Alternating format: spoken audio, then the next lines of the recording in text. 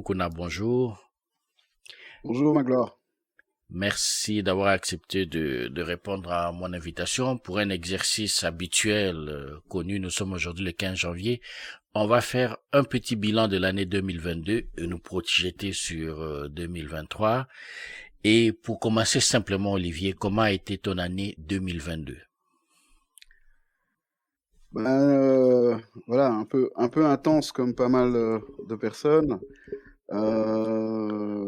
Bon, je sais, il y a eu beaucoup de choses à affronter, à surmonter, et bon, elle s'est pas spécialement terminée en apothéose cette année 2022, plutôt sous le signe de la rupture et du renouveau, et notamment, voilà, je, je vais l'annoncer chez toi. Je mets fin à ma carrière de journaliste. Pour citer les rappeurs, c'est beaucoup trop d'efforts pour trop peu de réconfort. Et en fait, il m'est simplement interdit d'exercer ce métier dans la presse traditionnelle et c'est trop difficile d'en vivre d'un point de vue indépendant et sur Internet. Donc on va raccrocher les gants ici et partir vers d'autres horizons. C'est une nouvelle triste et qui personnellement m'attriste parce que c'est pas pour te jeter de fleurs parce que tu es là, mais tu es quand même sur le plan professionnel un des meilleurs que j'ai rencontré. C'est dommage que tu sois obligé d'arrêter.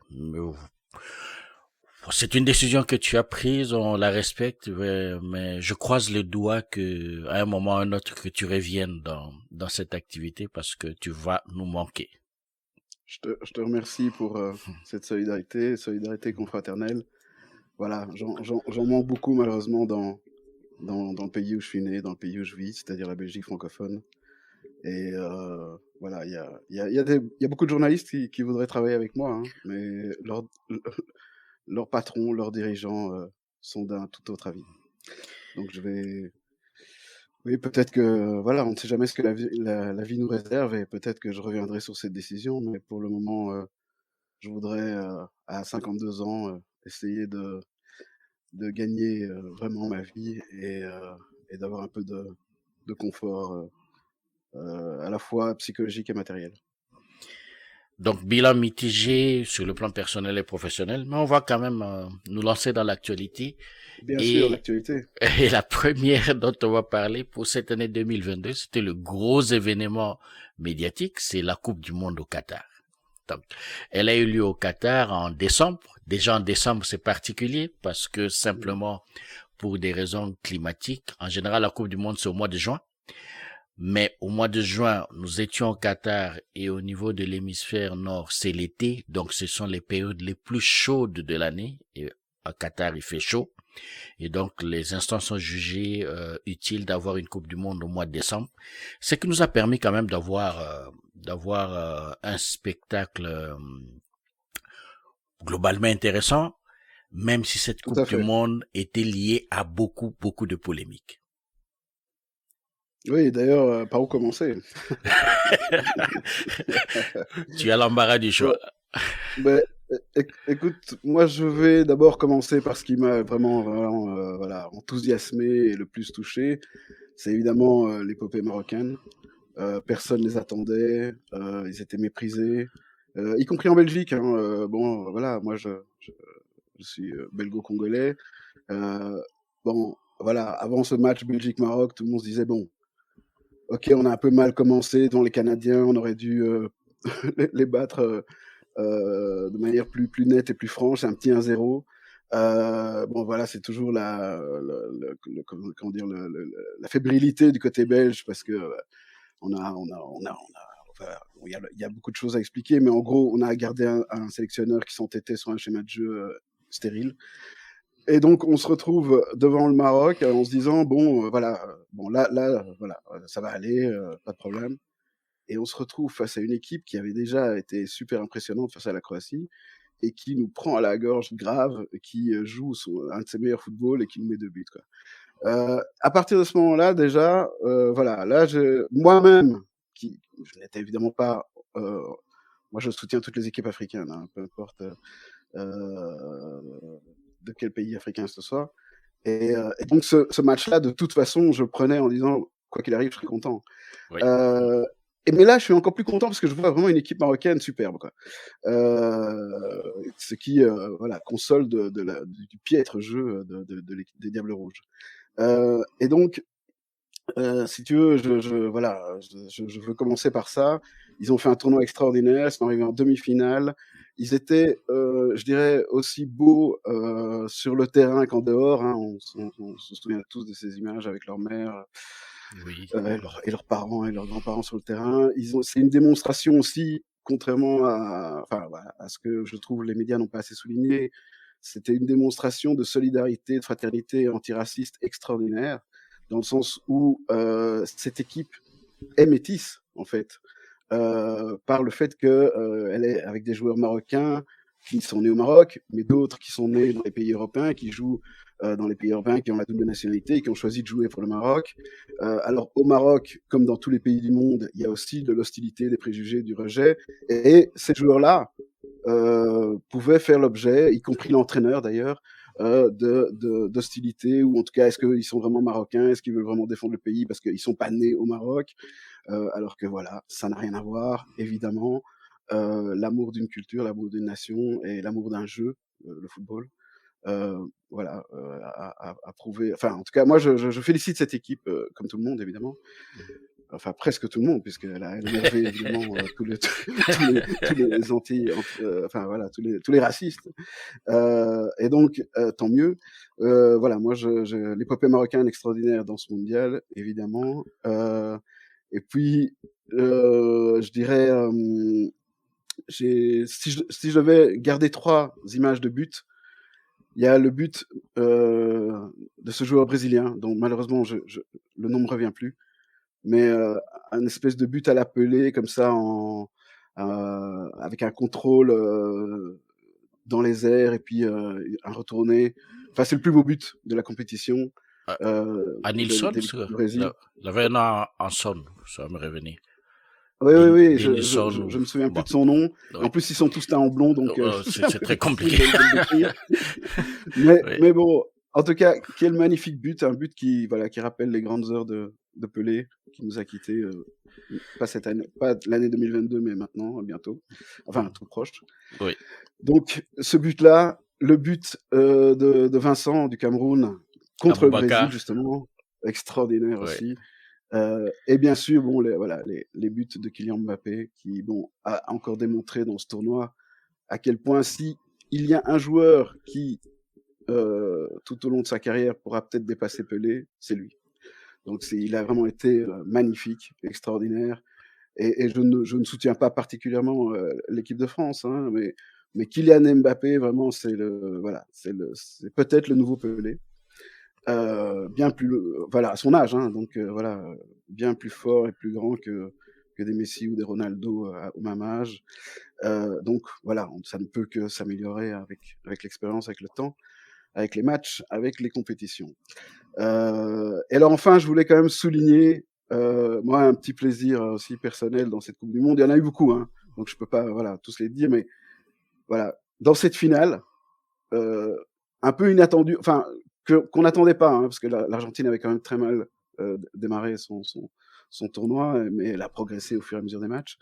Mais dans cette finale, moi, j'ai vraiment adoré le moment, donc pour plusieurs raisons et plusieurs critères, le moment où cette équipe française, à l'exception du gardien de but, est toute afrodescendante. Donc à partir de la 65e, 70e minute, tous les joueurs français sont noirs et ils renversent la vapeur. Parce qu'ils sont menés 3-2. Renversent la vapeur avec Coman, avec tous les nouveaux qui sont montés sur le terrain. Je veux dire, c'était vraiment... Voilà ce que la France doit à l'Afrique et à son histoire d'immigration africaine, qui est due à son histoire coloniale et esclavagiste. Voilà ce qu'elle lui doit. Et il serait temps d'arrêter les polémiques. Ce sont les meilleurs qui sont sur le terrain. Il se trouve que, en tout cas, dans cette finale de Coupe du Monde, Deschamps, il n'a pas regardé 2 secondes. Hein. Il a descendu Griezmann et Giroud qui n'étaient pas bons, qui rataient leur finale. Et à un moment donné, voilà, toute cette équipe des joueurs de chant est afrodescendante et elle revient au score 3-3 avec ce superbe dernier but de Kylian Mbappé, bien sûr, mais où Coman est à l'action et où il vole le ballon à Messi.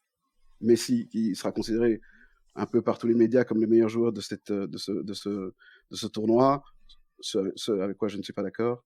Mais bon, ça, c'est anecdotique.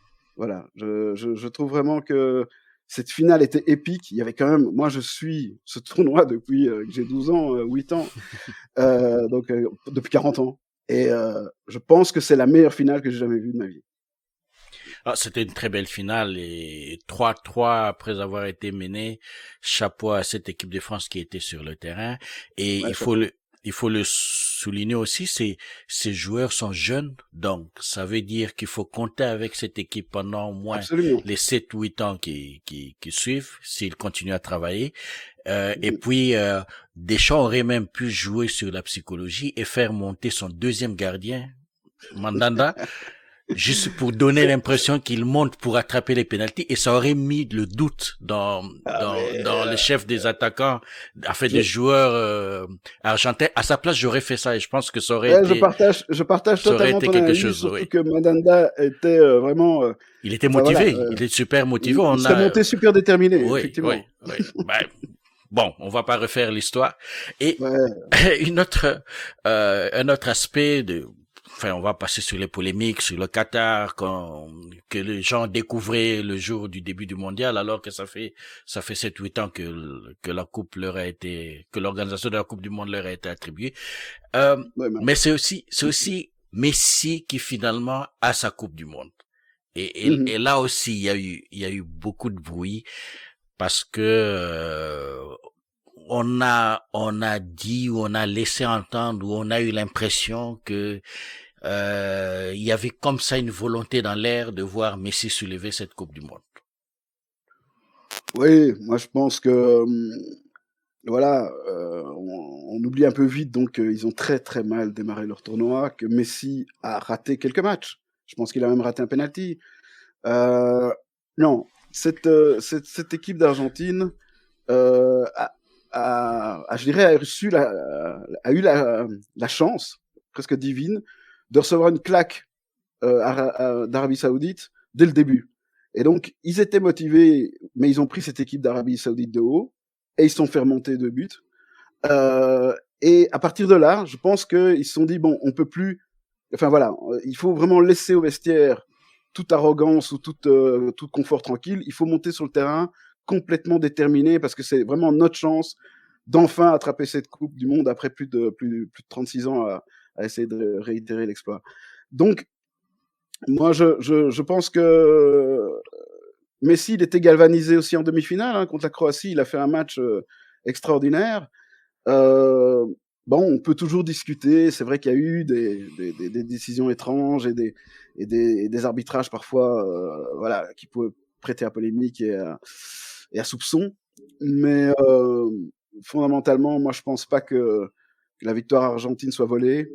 Je veux dire, moi, je me souviens encore de cette dernière action française, la dernière seconde, où le gardien, qui est un type humainement exécrable d'ailleurs par ailleurs, mais sur le terrain, voilà, a arrêté la balle de 4-3, la balle qui consacre l'équipe de France et c'est fini, il n'y a pas de penalty. Il l'a arrêté du bout du bas de sa cuisse.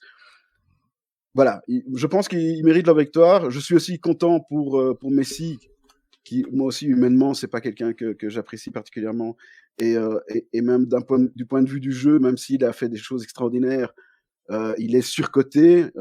D'ailleurs, pour les ballons d'or, voilà, là il y a un soupçon. Je veux dire, il n'en méritait pas 7, il en méritait peut-être 3, oui d'accord, mais pas 7 par rapport à d'autres joueurs qui avaient beaucoup plus brillé ces années-là. Mais globalement, je suis content surtout pour lui, mais encore plus pour un joueur argentin que j'adore, et là humainement aussi, c'est Di Maria. Di Maria, c'est celui qui marque le deuxième but contre la France. Di Maria, il a 35 ans. Di Maria, il méritait tout autant que Messi cette Coupe du Monde. C'est un type qui a déjà extrêmement brillé lors du mondial précédent en 2018. C'est un joueur merveilleux. Et quand je l'ai vu marquer ce deuxième but, j'étais vraiment très, très, très heureux pour lui. Il a passé la plupart du temps du tournoi sur le banc. Et en finale, il sauve son équipe. Magnifique. Et là aussi pour clore ce chapitre, j'aime bien Di Maria aussi parce que c'est quelqu'un qui ne se la pète pas, comme on dirait, C'est ça. qui reste très humble, qui reste consacré pour l'équipe. Mais il y a eu en France un joueur qui aurait pu avoir un ascendant psychologique sur les équipes d'en face et qui finalement n'a pas fait cette Coupe du Monde au motif qu'il avait eu une blessure en tout début du tournoi, qui finalement s'est avérée être une blessure légère. Et là aussi, est-ce que la France n'a pas joué au dé avec son sort? Voilà. En tout cas, elle en a été punie. Parce qu'effectivement, sortir Karim Benzema pendant le tournoi alors qu'il est sélectionné, alors que même d'après son club, il aurait pu se remettre en quelques jours, maximum une semaine de cette blessure et donc jouer la finale ou et même la demi-finale. Voilà, on saura, hein, ce qu'il en retourne à un moment donné, tout se sait, la vérité finit toujours par sortir. On saura pourquoi Deschamps et la fédération française ont pris cette décision. Soit on va nous dire encore que c'était une histoire d'équilibre psychologique, et cetera, ceci, cela. Non, je veux dire, Benzema, avec Mbappé, c'est les 2 meilleurs joueurs actuels français. Donc il devait être là. S'il avait été effectivement à l'avant, face à l'Argentine, ça serait certainement passé différemment. Et en plus, il a été victime d'une injustice. Parce que bon, voilà, tout ça s'est fait en catimini, comme des voleurs. Le soir, il est blessé. Enfin, les joueurs lui disent au revoir, bonne nuit. Le matin, il se réveille. Le gars a pris l'avion. Pour l'instant, il se tait dans toutes les langues, hein, Karim Benzema. Donc, ça veut dire qu'il a vraiment quelque chose à dire. Enfin, il a quelque chose sur le cœur, à mon avis. Et bon, voilà, c'est lié, je vais le dire comme je le pense, hein, bon, voilà, c'est lié à ce racisme anti-arabe et cette islamophobie qui gangrène toutes les institutions de France, à commencer par la Fédération française de football. Il suffit de voir les dernières pitreries de Noël Le celui qui a Graët. été mis au placard, Noël Le Graët. Voilà, il a fallu combien de polémiques à caractère raciste et sexiste pour que ce type soit enfin mis au placard. Alors qu'il devrait être viré, hein, mais bon, ça, on avance quoi, hein, on progresse lentement. Voilà, bon, ouais, je suis tout à fait d'accord avec toi. C'est une tâche à nouveau dans la manière à la fois de gérer les humains, enfin ces joueurs de manière humaine et en même temps, voilà, pour le bénéfice de l'équipe de France. Voilà, j'espère vraiment que la vérité, voilà, que les tenants et les aboutissants de cette faute stratégique et humaine ressortiront vraiment un jour. Pour l'instant, il y a beaucoup de rumeurs et de parlottes et il n'y a rien qui est encore vraiment complètement confirmé. Enfin, on sait bien qu'il y a eu une décision inique. Voilà, c'est tout. Et Karim Benzema en est la première victime. Alors, ce mondial était riche sur le terrain, en dehors du terrain, et on pourrait prendre 2 heures à épiloguer sur toutes les polémiques autour. Donc, Avancez. on va arrêter là pour le moment. On y reviendra Okay. peut-être une autre fois. Deuxième thème de ce bilan, c'est l'Afrique, notamment l'Afrique en tant que telle dans son actualité sur le continent, mais aussi dans ses rapports et ses relations avec les autres parties du monde. Il y a l'Afrique de l'Ouest qui tient le haut du pavé dans l'actualité, notamment les pays comme le Mali et le Burkina Faso, où on a eu ces dernières années de coups d'État, où on a eu des prises de position par rapport à l'ancienne puissance colonisatrice, où il y a une grosse activité pour sortir l'Afrique du franc CFA. Et s'il y a une image qu'on va retenir en 2022, c'est le premier ministre malien qui, du haut de la tribune des Nations Unies, parla de la France et du pouvoir français, utilise les termes qu'on utilise généralement pour décrire les gouvernements africains. On a parlé de la junte au pouvoir en France. Et là, c'est ces mots ont cristallisé un peu le désamour qu'il y a aujourd'hui entre ces dirigeants africains, une large partie de la population africaine aussi, par rapport aux dirigeants français. Euh, dans ces rapports difficiles, on entend du côté de la France les dirigeants parler de haine contre la France ou de francophobie, mais en général, quand on parle aussi avec les Africains, ils font bien la différence entre entre le fait qu'on est contre les actions du pouvoir français et le peuple français qui est un peuple ami. Ouais. Qu'est-ce que tu en as pensé? Mais moi, je trouve que c'est une des très bonnes nouvelles de 2022 sur le continent africain. Donc, c'est le départ de la force Barkhane française coloniale qui plie bagage avec un bilan désastreux comme prévu et comme annoncé. Voilà, je pense que oui, la France-Afrique doit s'écrouler définitivement et les pays d'Afrique de l'Ouest anciennement colonisés par la France doivent retrouver avec des dirigeants sérieux une autonomie et une liberté de pays souverains. Voilà, donc la colonisation, c'est un crime contre l'humanité, le néocolonialisme, pareil, c'est terminé, et il faut évidemment casser aussi tous ces contrats avec l'armée française et toutes ces ingérences qui finalement n'apportent rien de bon et aggravent les problèmes. Ça, c'est donc la très bonne nouvelle. Le coup d'État au Burkina Faso, pour l'instant, entre guillemets, on peut dire que c'est pas trop catastrophique, mais bon, chacun sait que ça n'a pas toujours amené des choses positives, les coups d'État africains, même s'il y en a certains qui, heureusement, l'ont fait. Par exemple, je pense au Ghana, qui a aussi cette histoire-là, et qui finalement s'en est mieux sorti grâce à ce coup de force, ou bien au Venezuela, en Amérique du Sud. Bon, voilà, parfois, effectivement, ça donne des choses plus bénéfiques pour la population que de laisser les dirigeants autocratiques et corrompus au pouvoir. Certes, voilà, mais effectivement, il y a, pour conclure quoi, sur l'hostilité des pays d'Afrique de l'Ouest, hostilité plutôt populaire des pays d'Afrique de l'Ouest par rapport aux dirigeants français et leur politique africaine.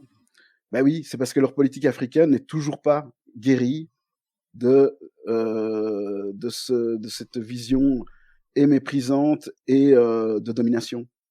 On fait semblant, ça c'est aussi l'ère Macron, hein, c'est vraiment le théâtre et la comédie en permanence, les discours auxquels on ne croit pas, c'est à vous de décider, etc. Non, c'est à vous de décider, puis dans les coulisses, on fait des pressions et des chantages pour que ce soit la France qui décide. Donc ça, les gens ne sont pas dupes, et surtout aujourd'hui avec les moyens d'information, de communication, les réseaux sociaux, etc. Il y a évidemment beaucoup de dérives avec ces nouvelles communications, mais il y a aussi une connexion d'information et d'analyse et d'échange beaucoup plus rapide qui se fait.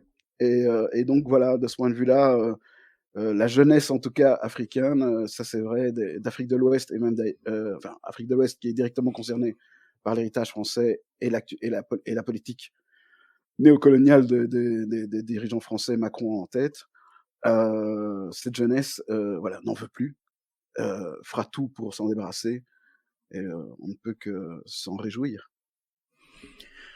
2022, c'est aussi un conflit entre le Mali et la Côte d'Ivoire. Le Mali qui a arrêté des militaires ivoiriens, c'était une histoire assez rocambolesque, qui était venu, disait-il, pour le camp des Nations Unies. Les Maliens considéraient que c'était des assaillants, des mercenaires. Ils ont été en prison.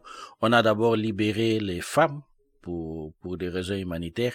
Et puis finalement, ils ont trouvé un accord et les militaires ivoiriens sont retournés au pays. Et cette affaire a encore permis de penser ou de confirmer le fait que la Côte d'Ivoire serait pour la région le relais de la volonté de la France, et que la Côte d'Ivoire jouerait un grand rôle dans la déstabilisation de pays de l'Afrique de l'Ouest au nom de la France, et que Ouattara serait l'homme lige de la France-Afrique dans cette région. Oui, je pense que ça, c'est pratiquement un constat politique presque définitif. Je veux dire, ceux qui pensent le contraire ont un peu oublié l'intervention néocoloniale, comment dire, militaire agressive contre la Côte d'Ivoire après la victoire de Laurent Gbagbo en 2010. Pourquoi la France de Sarkozy a attaqué, agressé militairement et mis pour 10 ans Laurent Gbagbo dans une prison à La Haye? Ben parce qu'il fallait justement un homme lige, un homme, une marionnette France-africaine dans ce théâtre où on dit que la Côte d'Ivoire est libre et indépendante, mais c'est nous qui allons choisir le chef d'État qui nous convient. Ça n'a rien de libre ni d'indépendant, euh, et en plus au détriment d'un homme politique de grande valeur, Laurent Gbagbo, qui a pu retourner, euh, il a fallu aux autorités, enfin comment dire, à la, je dirais, aux institutions paternalistes qui croient pouvoir instaurer une justice dans le monde, hein, donc ces institutions de la Cour européenne de justice de la Haye, etc., ils ont mis 10 ans à comprendre que le dossier était vide. Moi, j'en ai écrit un article en 2011, hein, tout de suite. Je veux dire, voilà, donc le dossier était vide. Ce n'est pas Laurent Gbagbo n'est pas un criminel de guerre ni un criminel contre l'humanité, y compris même chose pour Charles Bégoudé. C'était aussi beau dans cette année 2022 de voir ces deux grandes personnalités politiques ivoiriennes rentrer chez elles dans leur pays en toute sécurité. Euh, et, et donc voilà, le bilan Ouattara est catastrophique. Et il va commencer à devenir catastrophique pour le Mali aussi, parce que évidemment, effectivement, peut-être que au sein des dirigeants français, il y a des partis qui se disent il faudrait peut-être arrêter avec la France-Afrique ou en tout cas lever le pied. Arrêter, ils le feront pas, mais lever le pied. Et puis d'autres qui sont complètement féroces et à vouloir continuer et à s'appuyer sur des gens comme Ouattara, qui pour moi sont des ennemis et de la Côte d'Ivoire et de l'Afrique en général.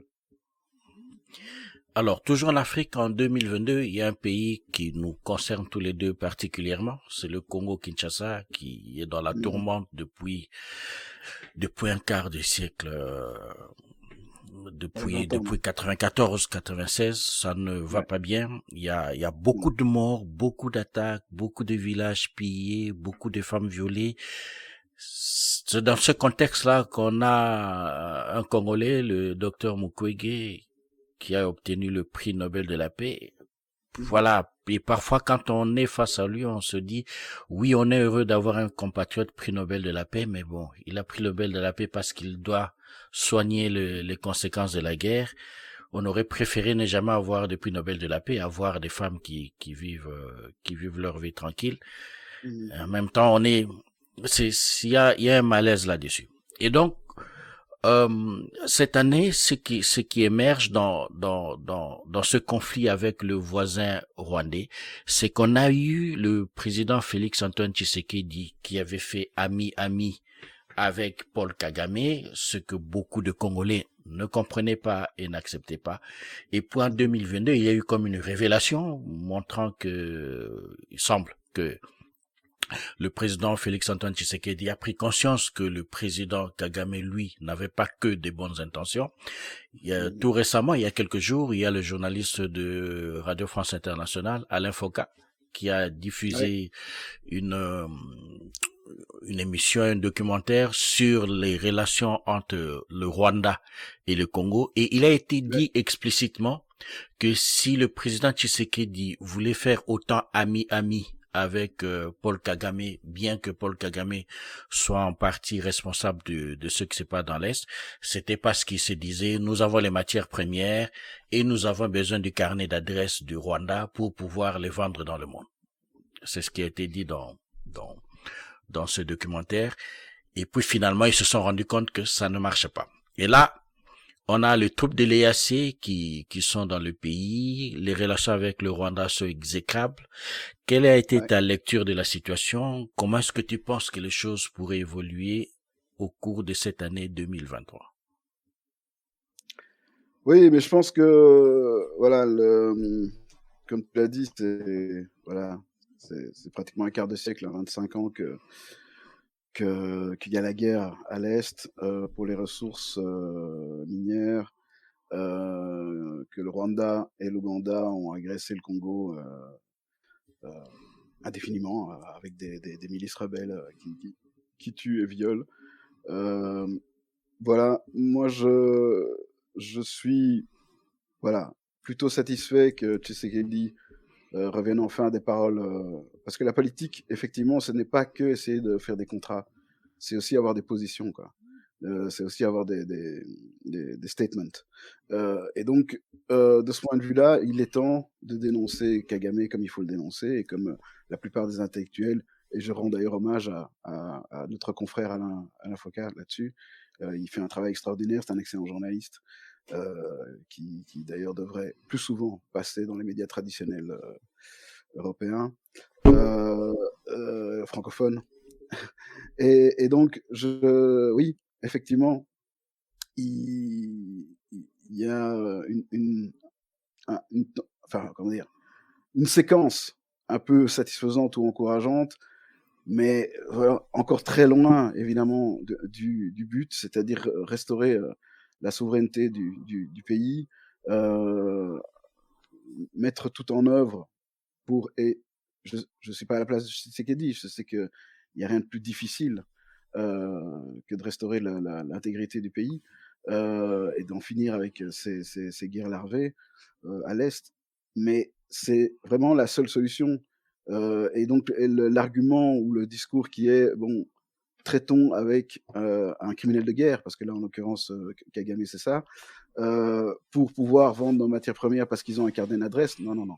Il y a combien de Congolais qui ont des carnets d'adresse? Il y a combien de Belgo-Congolais qui ont des carnets d'adresse? Ça suffit. On sait faire les choses nous-mêmes, à partir de la diaspora, comme au Congo.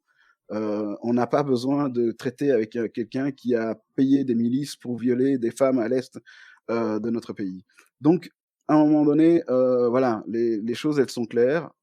Par ses richesses minières, le Congo fait l'objet d'une guerre souterraine et très peu médiatique dont le monde entier est co-responsable et coupable. Parce qu'il y a évidemment les voisins africains qui veulent voilà, se servir, mais il y a toutes les industries et les entreprises et multinationales canadiennes, belges, françaises, anglaises, occidentales en général, y compris les Chinois, qui, bon, ben, ce chaos les arrange puisqu'ils arrivent à avoir tout ça à meilleur prix. Et on s'en fout du nombre de millions de morts congolais, ce sont des noirs, ils peuvent crever. Voilà. On est dans cette réalité, cette real politique.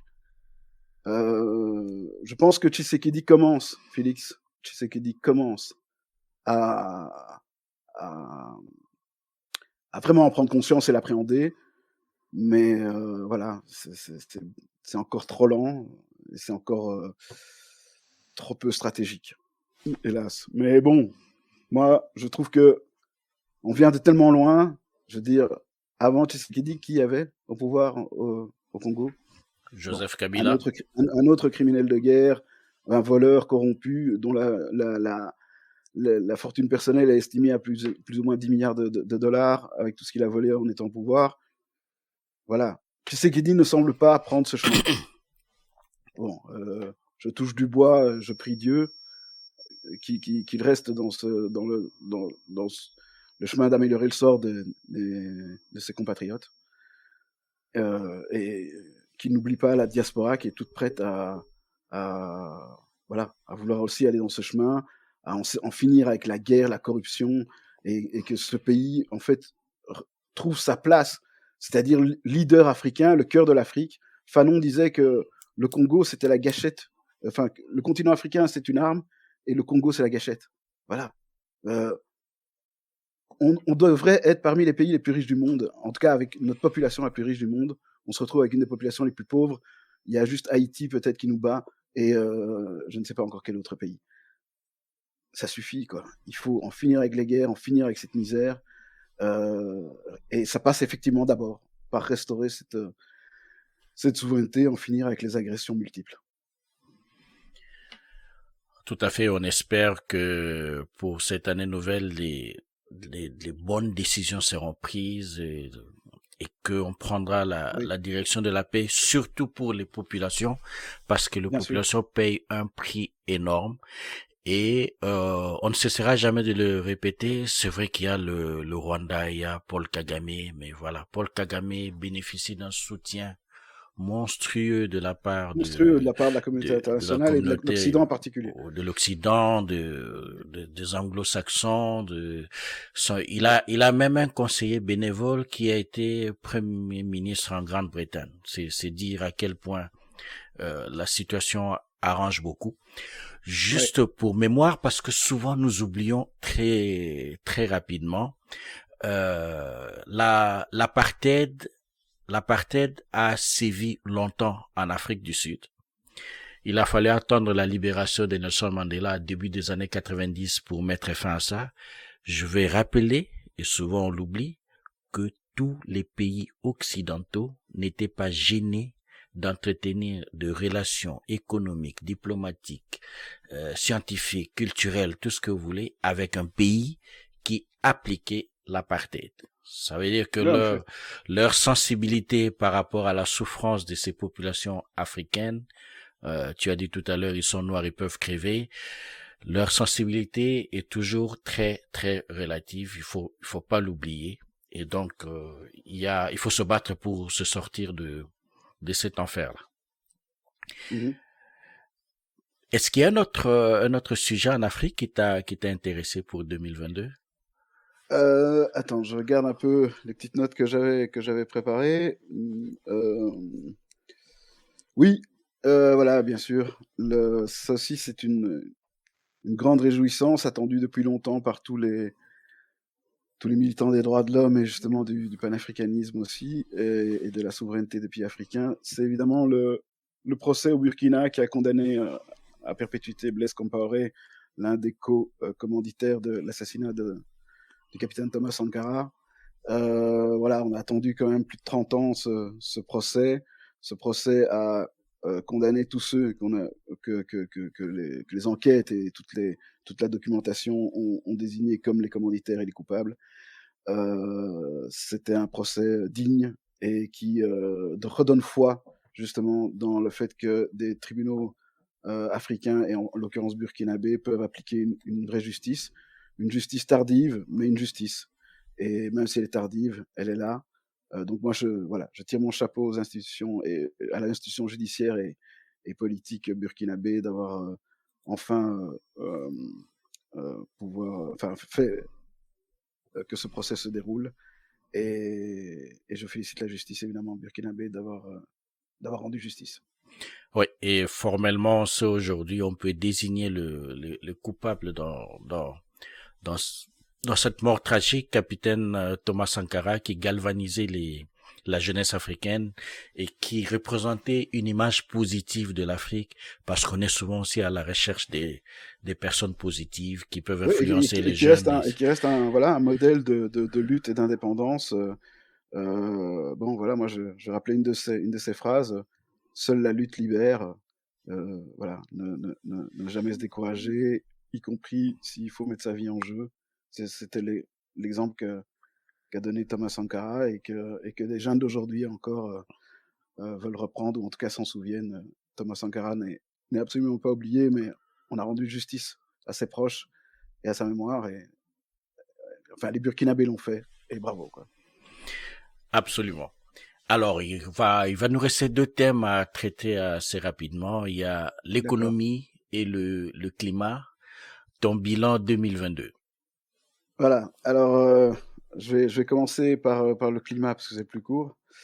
Euh, bon, je pense que cette année 2022 a encore montré avec l'augmentation des tempêtes, des cyclones, des inondations qui ravagent la planète à des fréquences de plus en plus rapprochées, euh, qu'il y a un véritable problème de réchauffement climatique.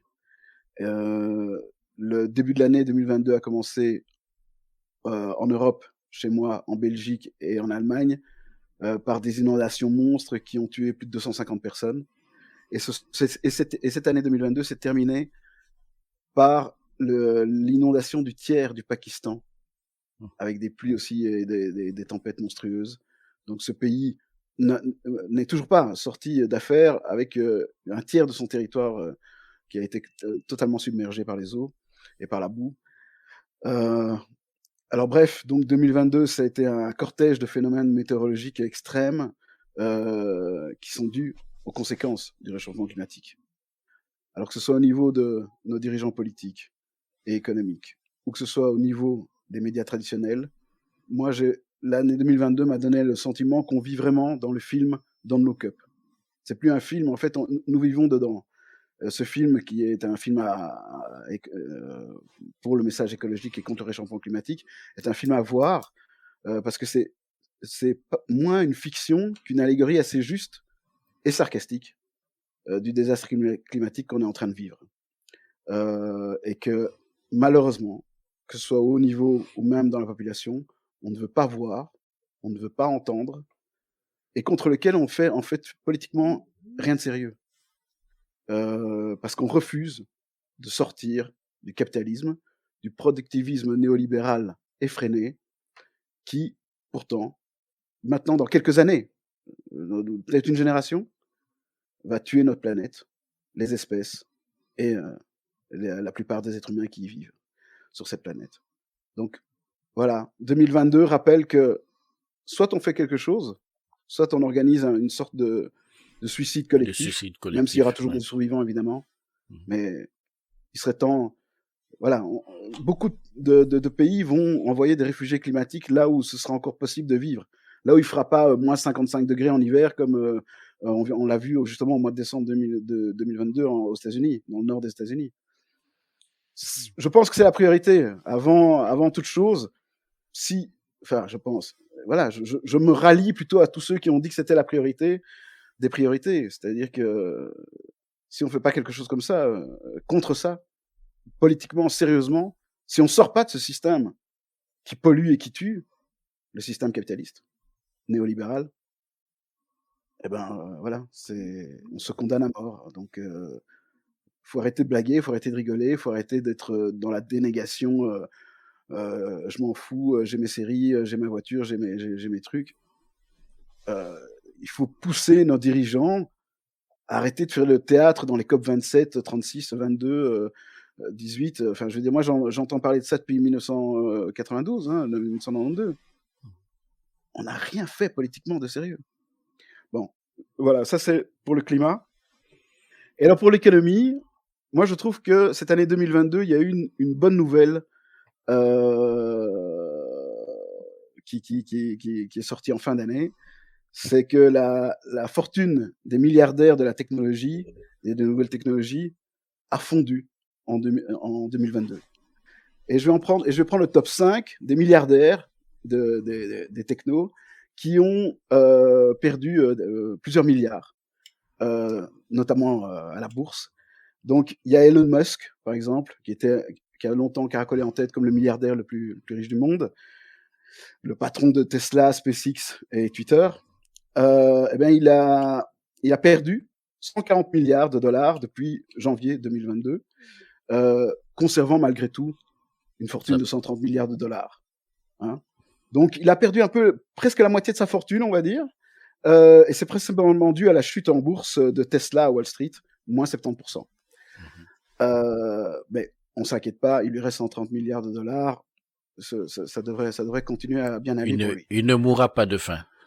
Voilà. Ensuite, on a Mark Zuckerberg, le créateur milliardaire de Facebook, qui redouble d'efforts depuis des années pour promouvoir sa nouvelle réalité, le métaverse. Eh bien, ce métaverse, ça ne convainc pas les investisseurs et ça a encore dégringolé en bourse. Et donc, il a perdu l'action de son groupe Meta, donc qui regroupe Facebook, Instagram, etc. Ils ont perdu 65%. Enfin, l'action, en tout cas, Meta a perdu 65% depuis janvier 2022. Et donc, la fortune de Zuckerberg a fondu de 81 milliards. Donc, pour tomber à 44. Donc, là aussi, pour lui, ça va. Il n'est pas encore sans domicile fixe. Et il ne doit pas encore se réinventer, comme on dit en Europe, aux chômeurs qui perdent leur emploi. Donc, tout va bien pour lui, mais il a quand même perdu, lui aussi, 81 milliards cette année. On passe à Jeff Bezos, l'ancien dirigeant total d'Amazon, mais qui est devenu maintenant directeur du CA d'Amazon. Ben, il a perdu 86 milliards de dollars cette année. En tout cas, son groupe Amazon, son groupe où Amazon fait partie, a perdu 86 milliards de dollars. Et sa fortune qui lui reste est quand même estimée à 106 milliards. Donc pour lui non plus, pas de panique. Il est, comme on dit dans le 9-3 en France, il est vraiment pas dans la zermie. Hein. Donc, d'ailleurs, lui c'est le seul, hein, c'est cet entrepreneur milliardaire de 58 ans, qui a promis qu'il comptait donner une majeure partie de sa richesse à des œuvres caritatives de son vivant. Donc pas quand il sera mort, mais de son vivant. Alors, est-ce que c'est une promesse d'alcoolique milliardaire ou est-ce que c'est un véritable noble objectif? On verra en 2023. Alors, il reste encore Larry Page et Sergey Brin, dont on connaît moins les noms, mais c'est les deux fondateurs de Google, et qui fait partie du groupe la maison mère Alphabet. Et eux aussi, ils ont perdu. Donc, en fait, ils ne dirigent plus la maison mère Alphabet, mais ils sont dans le conseil d'administration de Google de toute façon, et c'est les actionnaires principaux, quoi, ceux qui pèsent le plus. Et ben, tous les deux, donc Larry Page et Sergey Brin, ont perdu pour Page 46,1 milliards et pour Brin 44,8 milliards de leurs actions cotées en bourse. Mais à nouveau, comme pour tous les autres, comme pour tous ceux que j'ai cités avant, pas de panique, avec 82,3 milliards Page, pour Page et 78,8 milliards pour Brin, ben, ces deux hommes blancs sont les 10e et 11e personnes les plus riches de la planète. No panic too. Et enfin, je voulais quand même donner le contre-exemple qui est, tu l'auras deviné, chinois. C'est Zhang Yiming, c'est le milliardaire chinois qui est le propriétaire du groupe ByteDance, qui possède TikTok. TikTok, le réseau social montant par excellence, de plus en plus populaire, et pas seulement pour les 12-13 ans ou 15 ans, mais vraiment, enfin, toute génération confondue. Bon, ben lui, il n'essuie aucun revers boursier. Il a même augmenté sa fortune de 10 milliards de dollars en 2022 pour atteindre 55 milliards. Donc, c'est-à-dire, il est vraiment en bas de classement du top 5 ou top 6. Mais voilà, lui, il n'a pas perdu, enfin, il a même gagné 10 milliards de dollars. Et je vais conclure en disant que, bref, en 2022, le top 5 des milliardaires des nouvelles technologies a perdu près de 400 milliards. En fait, 397,9 exactement, 397,9 exactement. Et la petite histoire ou l'histoire ne dit pas ce qu'on aurait pu faire pour soulager et améliorer le sort du reste de l'humanité, dont la majorité survit avec moins de 5 $ par jour. Merci pour ce tableau. Donc là, on tend vers la fin. On va prendre des sujets en rafale assez rapidement pour parler encore de cette année. On va aller sur le plan politique. Il y a eu en France en 2022 le meurtre d'une fille de 12 ans, je pense, Lola, qui a été tuée par une dame. En tout cas, jusque-là, la coupable présumée est une Algérienne d'origine sans papier en France. C'est elle dont on pense qu'elle est l'auteur de ce crime. Rien n'est encore définitif. En tout cas, elle a été arrêtée et puis il y a une expertise psychologique et psychiatrique en cours pour savoir si elle est responsable des actes qu'elle aurait présumément posés. Mais ce que je vais dire, et toute ma sympathie pour la famille de cet enfant, parce que voilà, un enfant ne devrait pas mourir de cette façon-là. Oui, mais on a vu tout de suite l'extrême droite récupérer la situation, des sites internet ont été créés, Éric Zemmour était à la tête. Je parle de cette histoire pour mettre l'accent sur la misère de l'offre politique qu'on observe en Occident actuellement. parce que moi j'ai le sentiment qu'on utilise l'immigration, les étrangers comme le paravent idéal pour cacher l'incompétence des dirigeants en Occident. À Québec, le délai d'attente aux urgences est estimé à 19,4 heures. La moyenne du Canada est de 13,1 et le Québec est la province la plus en retard sur ce domaine-là. Nous avons eu des élections au Québec cette année. Cet aspect n'a pas été évoqué. Pas une seule fois. Alors qu'on a parlé ad nauseam de l'immigration, des immigrants qui ne parleraient pas français, qui ne s'intégreraient pas, qui ne travailleraient pas, et tutti quanti. Et on n'a pas parlé des marchés qui ont été attribués de gré à gré, notamment pendant la période de Covid, sans appel d'offres à des personnes qui sont plus ou moins proches de ceux qui sont au gouvernement. On n'a pas parlé du rôle de la firme McKinsey qui vient donner des conseils alors que le gouvernement dispose des compétences pour donner les conseils sur les mêmes sujets. Mais on a beaucoup parlé de l'immigration. Donc, et moi, je voudrais entendre ton commentaire. Moi, j'ai vraiment le sentiment que c'est la misère de l'offre politique. L'homme politique occidental n'a plus rien à proposer et se cache facilement derrière ce qui va titiller les instincts les plus bas des uns des autres, et notamment cette haine de l'immigré, ce danger que l'immigré représenterait, alors qu'au jour le jour, franchement, les gens passent leur vie à essayer de gagner leur vie le mieux qu'ils peuvent et à élever leurs enfants. Mmh. Oui, mais bon, voilà, je pense que ça, voilà, les récupérations du meurtre atroce de, de, de, de la petite Lola, récupération politicienne d'extrême droite et de droite, ce qui se passe à Québec avec le fait que, voilà, le sujet en tête de gondole, ça doit être est-ce que les immigrés parlent bien français, est-ce que c'est pas tous des criminels, j'imagine, tutti quanti. Je veux dire, c'est pas nouveau, si tu veux, que le phénomène du rejet de l'autre, de la différence, etc., soit récupéré par et des politiques au pouvoir comme des politiques dans l'opposition pour faire diversion sur les vrais problèmes. Les vrais problèmes sont économiques et sociaux, tout le monde de sérieux le sait, y compris dans la classe politique. Et d'ailleurs, de là découle ou ne découle pas des tensions qui peuvent y avoir dans la société. Donc, à partir du moment où c'est la guerre économique pour la survie économique, eh bien oui, vous allez favoriser chez des personnes le racisme, le rejet, l'hostilité en disant non, c'est moi qui dois avoir ce travail, c'est pas cet étranger, c'est pas ce noir, c'est pas cet arabe. Voilà. Et donc, la première mission des politiques qui se disent antiracistes, parce qu'ils ne le sont pas tous, il y en a qui partagent tout à fait, enfin, de manière maquillée et masquée, mais qui partagent tout à fait les préceptes racistes de leurs concitoyens qui ne sont pas aux affaires politiques. Donc, la première mission des véritables politiques enfin, des véritables politiciens et dirigeants politiques antiracistes, antisexistes, voilà, c'est de trouver des solutions économiques et sociales, enfin aux problèmes économiques et sociaux. Trouver des solutions politiques.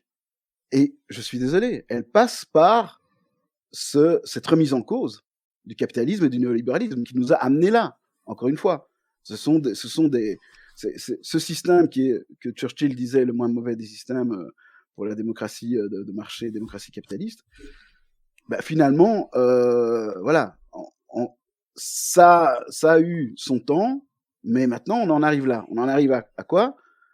En fait, à une situation sociopolitique un peu similaire à celle des années 30 après la grande crise de 29. Nous, on a eu la crise de 2008 financière et globale, et maintenant, on s'en remet tout doucement après un peu plus de 10-12 ans, l'Occident et la planète s'en remet plus ou moins tout doucement, mais avec encore voilà, tout à l'heure, c'est pas aussi pour rien que je te parlais de ce top 5. Je veux dire, ces gens ont des milliards et ils n'en font rien. Et ils les perdent en bourse. 400 milliards perdus en bourse. Qu'est-ce qu'on peut faire avec ça pour améliorer et réparer le système de santé au Québec? Qu'est-ce qu'on peut faire avec ça pour trouver de l'emploi à une jeunesse bruxelloise afrodescendante discriminée partout? Qu'est-ce qu'on peut, etc., etc. Voilà. Donc, à un moment donné, voilà, moi j'ai envie de dire, oui, il y a une certaine incompétence en tout cas, des dirigeants politiques sur lesquels on pourrait compter et qui sont en général à gauche ou dans le camp progressiste, et du moins en tout cas dans le camp réellement antiraciste et antisexiste.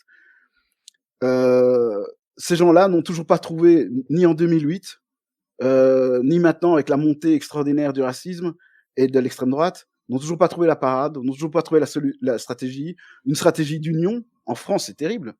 En fait, la division de le camp de Mélenchon avec ceux des écologistes et une partie des socialistes éclairés, parce qu'eux, ils sont vraiment dans le coma d'un point de vue politique. C'est vraiment tout ce qu'il ne faut pas faire. Je pense notamment à Anne Hidalgo de Paris. Bon, c'est n'importe quoi. Mais voilà, ce camp-là devait absolument s'unir pour envoyer Mélenchon comment dire, dans le deuxième tour de la présidentielle. Au lieu de ça, ils ont recommencé un deuxième tour avec, moi je dirais, une extrême droite financière et une extrême droite populaire. Voilà. Donc, finalement, ça ne fait que monter en puissance. Je veux dire, il faut quand même voir, en 2018, Le Pen, elle était à 11 ou 12% au premier tour. Elle finit en 2022 avec 40%, plus de 40% des voix. En Italie, l'extrême droite est au pouvoir, en coalition, on est d'accord, mais elle est au pouvoir quand même. En Belgique, ça risque de se terminer comme ça pour les prochaines élections aussi, tellement l'extrême droite monte au nord du pays. Et chez vous, un pays, donc au Québec, Canada, connu pour son ouverture, son antiracisme, son humanité en fait première, et sa volonté de respecter les minorités, etc., est en train aussi de dériver vers l'extrême droite avec tous ces islamophobes et tous ces anti-immigrés qui veulent absolument suivre. Nous, on a, je sais pas, sur les télés françaises, voilà, un de tes compatriotes, Mathieu Bock-Côté, je veux dire, apparemment, qui fait la pluie et le beau temps. Le Québec s'en est séparé, ou en tout cas, les universités québécoises n'en veulent plus tellement il est nul. Je suis d'accord, mais en attendant, il est devenu chroniqueur chaque jour sur une télé d'extrême droite en France, qui s'appelle CNews, C8. Et voilà. Donc, si tu veux, en France, il y a vraiment, pour revenir aussi à la petite Lola, il y a vraiment une spirale négative vers l'extrême droite et le racisme qui est devenu pratiquement une opinion, si vous voulez. C'est quand même fou. On dit, oui, Éric Zemmour a raté son pari. Bon, il a fait que 7%, il ne s'est pas qualifié, etc. Zemmour, il était dans une démarche normale de se gonfler je dirais le cerveau pour croire qu'il allait arriver au deuxième tour. Effectivement, à une première présentation à l'élection présidentielle, tu arrives rarement, enfin, ça s'est jamais vu que tu arrives au deuxième tour. Mais il a quand même fait 7%. 7%, c'est 2 millions d'électeurs. 2 millions de Français qui se disent, ce type, j'en ai rien à foutre, je m'en fous qu'il soit raciste, je m'en fous qu'il mente tout le temps, qu'il dise des conneries grosses comme des maisons, qu'il soit condamné en justice pour incitation à la haine raciale, il dit ce que je pense. Donc, je vote pour lui. Je pense qu'on n'est jamais arrivé à un niveau de gravité pareil en France, parce que Zemmour sera encore plus catastrophique que Le Pen, ce qui est déjà à souligner en soi, parce que voilà, Marine Le Pen est en fait celui qui va se présenter aux prochaines élections, c'est-à-dire Jordan Bardella. Ils ont donné les gages qu'ils continueraient la politique capitaliste et néolibérale telle qu'il faut. Donc rester dans l'Europe, rester dans le libéralisme, rester dans favoriser les riches et écraser les pauvres toujours un peu plus. Ils ont donné ces gages-là. Donc ils vont arriver au pouvoir comme en Italie. Ça, on fait les paris, à moins que 2023 soit une année extraordinaire de ce point de vue-là, et et les démolissent complètement. Mais sinon, malheureusement, l'évolution de la politique de la France, c'est que Jordan Bardella soit en finale du deuxième tour en 2027. Donc voilà, je suis très inquiet, moi, pour la France et surtout pour mes amis français qui continuent à résister. Et je leur souhaite vraiment tout le courage du monde. Et d'ailleurs, à ces résistants, j'ai envie, et je vais terminer par là, mais j'ai envie de conseiller 2 livres qui ont été terminés en 2022, mais qui sortent en 2023. C'est celui de Douria Boutelja, activiste connu au-delà des activiste antiraciste, et bien évidemment, connu au-delà des frontières françaises et dans l'Europe francophone et au Canada, au Québec. Elle sort donc un second essai qui s'intitule Beauf et barbare aux éditions La Fabrique. Excellente édition. Et voilà, moi je conseille à tous ceux qui ont envie de résister à l'extrême droite et de réfléchir sur les stratégies politiques et sociopolitiques pour ce faire, de lire ce livre que je n'ai pas encore lu, mais que je sais d'avance qui sera très utile pour le débat intellectuel et politique. Et puis, deuxième bouquin, celui plus historique, mais aussi très sérieux par rapport à cette remise en cause du capitalisme et du néolibéralisme, c'est le livre de Bruno Gig, un intellectuel, un très brillant intellectuel français, qui s'appelle Communisme. Alors oui, ça peut paraître, comment dire, étrange ou attardé, ou non, le communisme a échoué, etc. Je pense que cette histoire écrite par Bruno Gig du communisme et sa réflexion sociopolitique autour de ce mouvement doit être aussi lue par ceux qui veulent remettre en cause ce système capitaliste qui n'est plus adapté à voilà, on peut plus vivre avec des gens qui ont 80, 40, 100 milliards, autant d'argent qu'ils ne dépenseront jamais, dont ils n'ont pas besoin, et puis d'autres, voilà, comme chez nous au Congo, à l'Est, à Kinshasa, il y a 17 millions de personnes à Kinshasa. Combien a plus de $10 par jour pour vivre? On peut plus faire ça. Et d'ailleurs, l'Europe aussi, si elle s'en fout des Africains, l'Europe se paupérise également. Les gens ne deviennent pas plus riches, ils deviennent plus pauvres. Voilà. Donc, il faut sortir de ce système. Je pense que ces 2 livres que je signale, voilà, celui de Douria Boutelja et celui de Bruno Gig, sont des contributions intellectuelles et sociopolitiques intéressantes. La solution n'est pas trouvée, la solution est difficile, mais bon, il faut au moins prendre le chemin, quoi. Tu as évoqué tout à l'heure la crise de 29, et on a vu quelques années après, il y a eu la Deuxième Guerre mondiale. Est-ce que cette crise de 2008, et on va terminer par là, elle va se solder avec une autre guerre mondiale qui aurait commencé en Ukraine avec l'attaque de la Russie? Ah voilà, tu prolonges tout à fait ma réflexion et mon inquiétude. Effectivement, l'année 2022 est triste aussi de ce point de vue-là. C'est l'ouverture d'un nouveau conflit européen, bon, qui a étonné ceux qui croyaient que l'Europe était éternellement en paix. Bon, moi je rappelle qu'il y a eu aussi la guerre de Yougoslavie, hein, donc aucun continent n'est vraiment épargné par une possibilité de guerre entre 2 pays ou avec des pays éloignés. Oui, effectivement, cette guerre qui s'éternise et qui continue à l'heure où on parle, et dont on ne sait même pas exactement le nombre de morts, parce que voilà, en temps de guerre, tout le monde ment de tous les côtés, du côté russe comme du côté ukrainien, du côté occidental comme du côté chinois et russe. Oui, c'est le premier signe négatif qui montre à quel point voilà, le système dans lequel on s'enfonce et on veut rester, ce système capitaliste et néolibéral, conduit à la guerre, conduit finalement à la guerre pour les ressources, à la guerre pour les territoires, et à la guerre contre la planète, pour finalement tuer toute forme de vie, d'espèces, de plantes, d'environnement, avec le réchauffement climatique. Donc voilà, moi j'ai envie de dire aux Européens qui ne veulent pas voir, parce que j'ai l'impression quand même que les habitants des autres continents sont beaucoup plus voilà, conscients et moins embourgeoisés, moins aveuglés par leur confort et leur richesse matérielle, pour voir que, oui, la guerre peut surgir à tout moment. À ce moment maintenant, elle est aussi en Europe. Elle a montré aussi à quel point, le racisme n'est pas confiné à l'extrême droite. La manière, et je l'applaudis et j'adhère complètement, mais la manière dont on a accueilli les réfugiés ukrainiens, blancs et chrétiens, c'est pas la manière dont on accueille les autres réfugiés des autres guerres depuis la nuit des temps en Europe, qui a un cimetière d'Africains dans la Méditerranée depuis plus de 20 ans, plus de 30 ans.